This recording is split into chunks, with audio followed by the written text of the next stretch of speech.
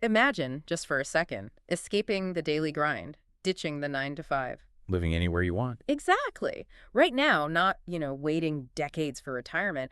What if you could actually design your ideal life? Fueled by some pretty surprising ideas, maybe. Yeah, and just enough humor to keep you hooked. Today, we're doing a deep dive into excerpts from a really transformative book, The 4-Hour Workweek. Escape 9 to 5, live anywhere, and join the new rich. Our mission, really, is to unpack its core philosophy. And the practical blueprint it offers for redefining, well, everything you thought you knew about money, time, and freedom. Forget someday.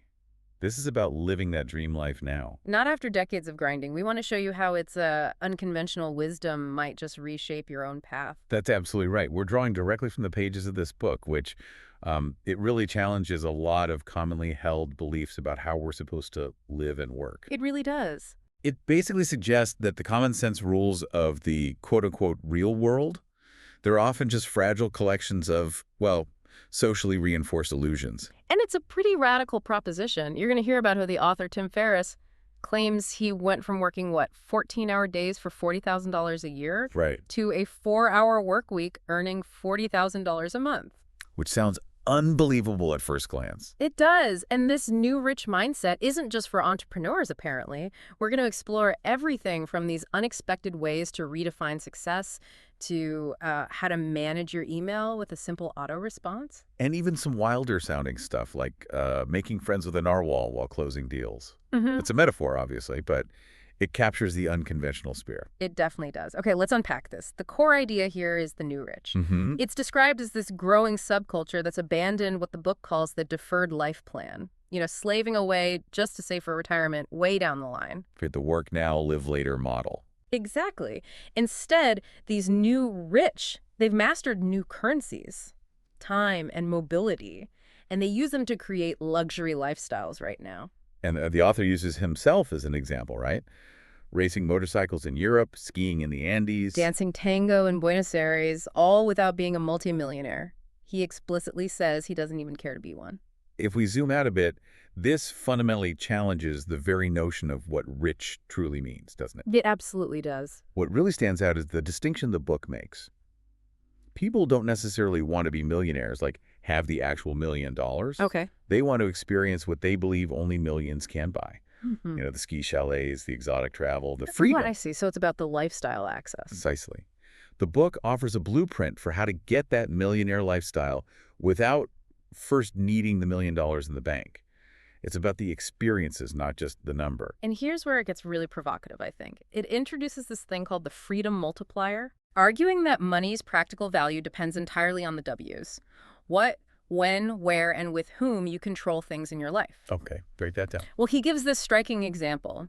A $500,000 per year investment banker working, say, 80 hours a week. Okay, grinding it out. Right. Might actually be less powerful or less rich in a practical sense than someone earning maybe $40,000 per year. That's less. But working only a quarter of the hours with complete location freedom. That really shakes up traditional ideas about success, doesn't it? It really does.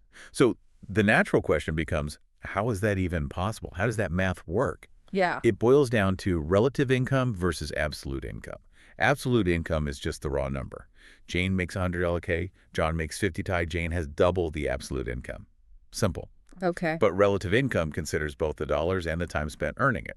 So, using that example, the person making $50,000 a year working just 10 hours a week is actually 4 times richer per hour than the person making $100,000 working 80 hours a week. Wow, okay. That reframes it completely. Totally. The book's mantra is almost everything popular is wrong. True success comes from beating the game, not just playing it. And he gives that example of his own experience, right? The kickboxing thing. Yeah, exactly. Yeah. Winning a Chinese kickboxing national championship with only 4 weeks of prep.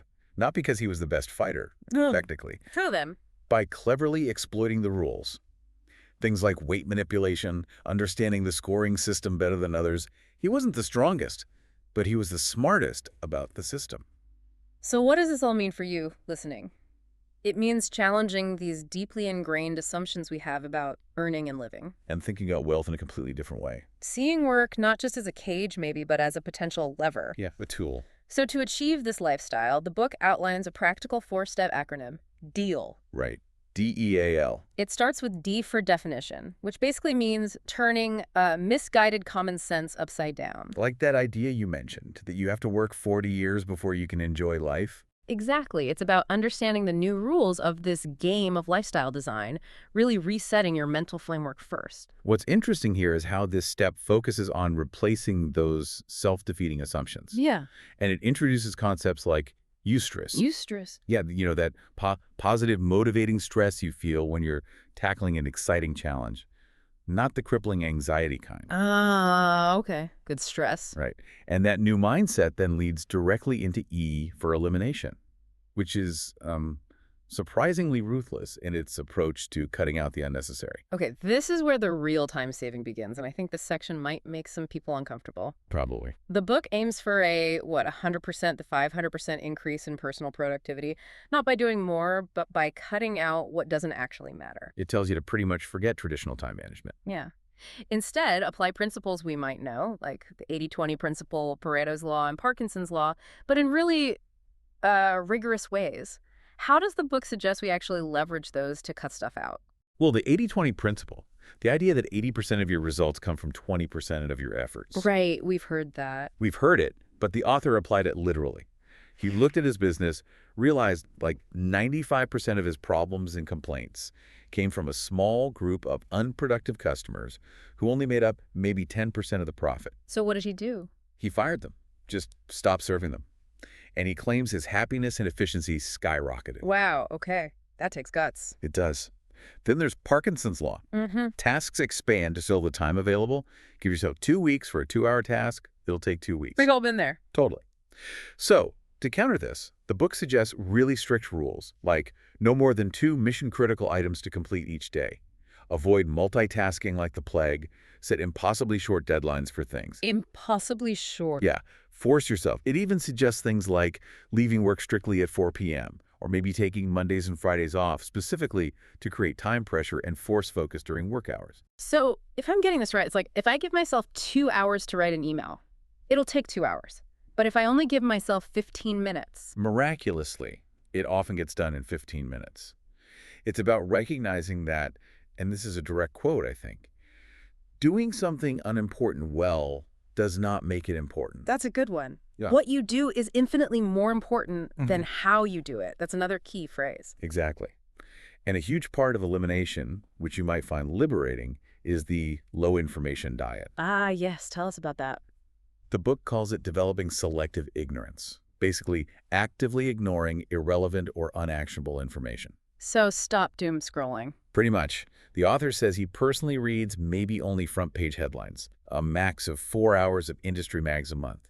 His reasoning: if something is truly important, truly critical, you'll hear people talking about it, it'll find you. That's a leap of faith for some, maybe. It is. He also gives tips for reading faster and advocates for the art of non-finishing. If an article, a movie, even a meal is boring or unproductive, just stop. Don't waste precious time out of some misplaced sense of obligation. Okay, I like that one. Now, for the really exciting part, for many, I imagine, A for automation. Right. Putting income on autopilot. This is where the book talks about setting up systems so you earn money without constantly trading your time for it. The stories it shares, like that guy Doug Price and his sound effects business. Yeah, working less than 2 hours a week, pulling in over $10K a month through drop shipping. It sounds almost too good to be true, doesn't it?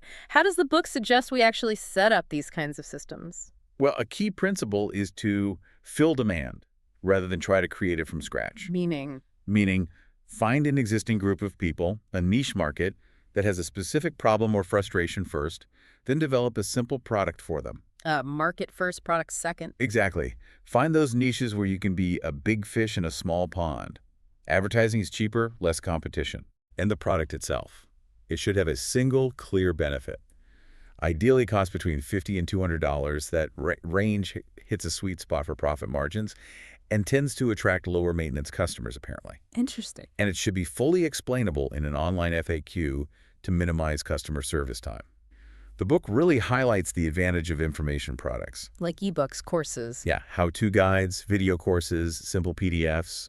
They're low cost to create, easy to deliver automatically, and much harder for competitors to just copy compared to physical goods. Ideal for automation. That makes sense. But okay, that leads to a big question for a lot of listeners, I bet. How do you become an expert to create an info product if you don't feel like one right now? That's a fair question. The book offers a surprisingly, maybe controversially fast track. Okay. It claims you can create expert status in less than 4 weeks 4 weeks? How? by doing things like joining relevant trade organizations, speed reading the top 3 best-selling books on a topic, giving free seminars or talks at local companies or universities. Sort of positioning yourself. Exactly. And leveraging services, like one called ProfNet back then, to get quoted by journalists looking for expert sources. And crucially, before you build the whole product, Yes. micro-test the idea. Use cheap Google Ads campaigns, point them to a simple page describing the product, and see if people actually click buy. Test the demand before investing heavily. Smart. Okay, that covers A. Finally, we arrive at L for liberation, the mobile manifesto, as the book calls it. Getting out of the office. Right. This is all about mini retirements and actually escaping the traditional office setup. The book shares some pretty inspiring stories like Dave Camarillo, that tech support guy at HP, Right, who took a 30-day trip to China. had his work calls forwarded to his wife's cell phone, and his boss apparently never knew. His takeaway: ask for forgiveness, not permission. Which is bold. Very bold. It sounds like a dream for many, but I imagine people are thinking about the practical hurdles. What about getting your boss to agree? What about health insurance on the road? Things like that. Yeah, and the book tackles those directly. It actually lays out a 5-step plan specifically for employees to negotiate remote work. Starts with proving you're more productive at home, then gradually increasing remote days. Okay, a strategic approach. Very strategic. And a central concept here is the mini retirement. Not a 2-week vacation, but relocating somewhere for 1 to 6 months. An anti-vacation, he calls it. Exactly. Not an escape from life, but a chance to re-examine it, create a blank slate, let the experience change you. The author suggests maybe 1 month of intense learning or relocation for every 2 months of focused work projects. Interesting rhythm. And the cost. It debunks the myth that long-term travel is only for the super rich, right? Absolutely. Cites examples like living in luxury in Buenos Aires for less than rent in many U.S. cities.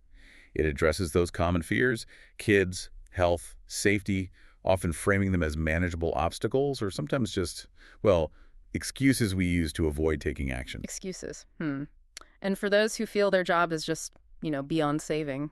It offers guidance on quitting strategically or even seeing getting fired not as failure, but potentially as a severance-funded opportunity, noting very pointedly that inaction is the greatest risk of all. That's a powerful statement. Inaction is the greatest risk of all. So, okay, let's say you follow deal. You've freed up time, maybe location. What do you actually do with all that freedom? The book talks about this potential void, right? Yeah, that's a crucial point. Freedom can actually be overwhelming if you're used to structure. So the goal isn't just empty time. No, definitely not. The book argues idle time can be poisonous. It's about the positive use of free time, defined really simply as doing what you want to do, not what you feel obligated to do. And how do you figure that out? It emphasizes 2 fundamental components for a fulfilled life. Beyond just the work and money, continual learning and service to others. Okay, learning and service. For learning, it advocates things like language acquisition, claiming you can get conversational fluency surprisingly quickly, like 3 to 6 months, once the 9-to-5 burden is gone. And kinesthetic skills, too. Yeah, like dancing, martial arts, often best learned by immersing yourself in another culture. And for service, it's about doing something that genuinely improves life beyond your own.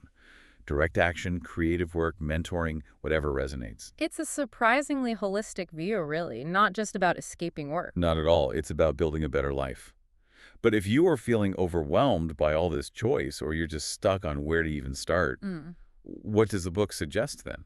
It suggests something really simple, almost counterintuitive. Revisit ground zero. Basically, do nothing. Do nothing. Yeah, just for a bit.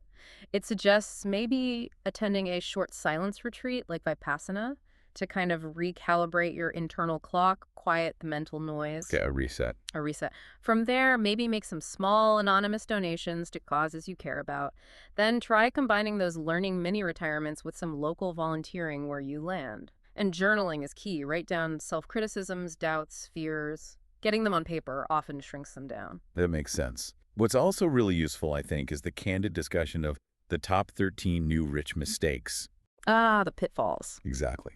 It's a great checklist to avoid common traps, like confusing busyness with actual productivity, letting tiny tasks eat up all your time, or thinking any single product or job is the ultimate answer to everything. Good reminders. Definitely. Ultimately, it encourages you to actively create meaning if you don't find it readily available. And to remember that happiness shared through friendships, love is happiness multiplied. So to wrap up today, we've explored these pretty radical ideas from the 4-hour workweek, from completely redefining wealth and time To that actionable deal framework, definition, elimination, automation, liberation. Right. The core message seems to be that so many constraints we feel are actually, well, largely self-imposed, socially reinforced illusions, as the book puts it. Yeah. The cage is often in our own minds. The book ends with this really poignant poem, Slow Dance, which urges you to hear the music before the song is over. So maybe a final thought for you to consider. If inaction is the greatest risk of all, what's that one uncomfortable conversation you know you need to have? Or that single, maybe unreasonable dream you've been endlessly putting off? The book argues there's a path to start now. Because, as it reminds us, maybe a bit bluntly, The timing is never perfect. exactly, the timing is never right. You just have to begin.